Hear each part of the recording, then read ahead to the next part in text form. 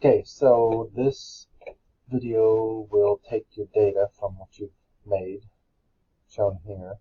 This is what you use to calculate your p-value for your paired t-test.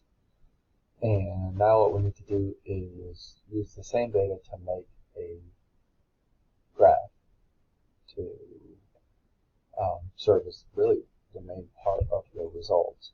Okay, so what you're going to do, you have to do this in the desktop app. I would not try to do this in the online version. Okay, so you sign into myreinhardt.edu, you'll see Microsoft Excel in there, but you can also download that and install it onto your desktop. And that's the version you're going to need to use to do this. Once you get that opened in the desktop app, you're going to go to the Insert tab, and then you'll see all the charts up here. I'll go ahead and highlight the two averages. Right, so this is average, average of those. For NoPile, that's the average captures for the NoPile sites and the average captures for the Pile sites. Below, remember, here we have our standard deviations. Again, if you click on this, you'll see the actual formula, standard deviation of the sample, ranging from J7 to J10. J11. Yep. So, highlight your names of your variables or the treatments rather, the name of your treatments, and your averages, and insert bar graph. Okay. Then from there we want to include some error bars that show the standard deviation. I personally don't like this little line in the background. I'm going to get rid of that. You can do all kinds of nifty stuff on this. I would not put your chart title here. I would just click on this and delete it. It increases the size on here. But I would probably, I would definitely put axis titles, right? So on this axis, what are we looking at? This is the average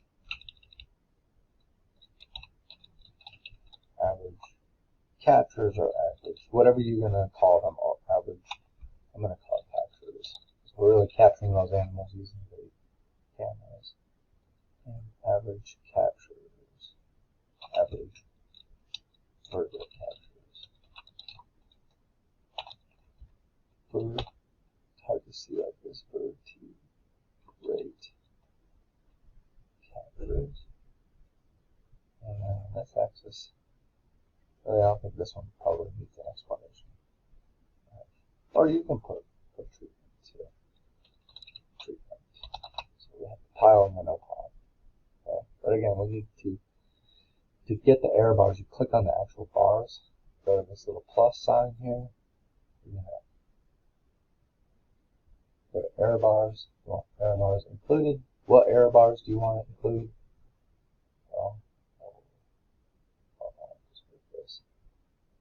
I'm going to change. Hold on, I need to uncover my standard deviation numbers. There they are. So again, click on the bars, click on the plus sign, go to error bars. You're going to do more options. You can include the standard error, percentage, standard deviation. I don't know where it's getting those numbers from though. Alright, because you can't calculate a standard deviation from one number, and that's all we've given this thing so far is the 5 and the 20, whatever. So you go error bars, more options, and then from here, the options.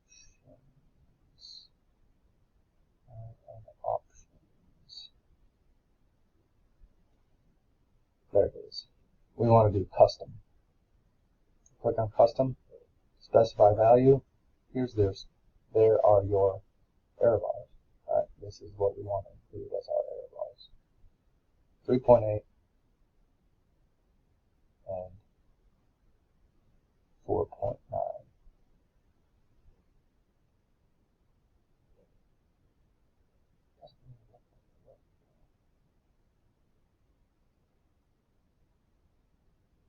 3.8 should be a lot bigger relative to the 5. More options. What's going on here? Oh, there it is. Specify value. Yeah, we're going to do positive error bar.